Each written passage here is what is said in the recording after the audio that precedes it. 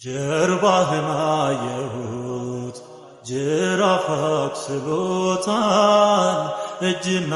እግርህን ችንካሩ ጥሮታል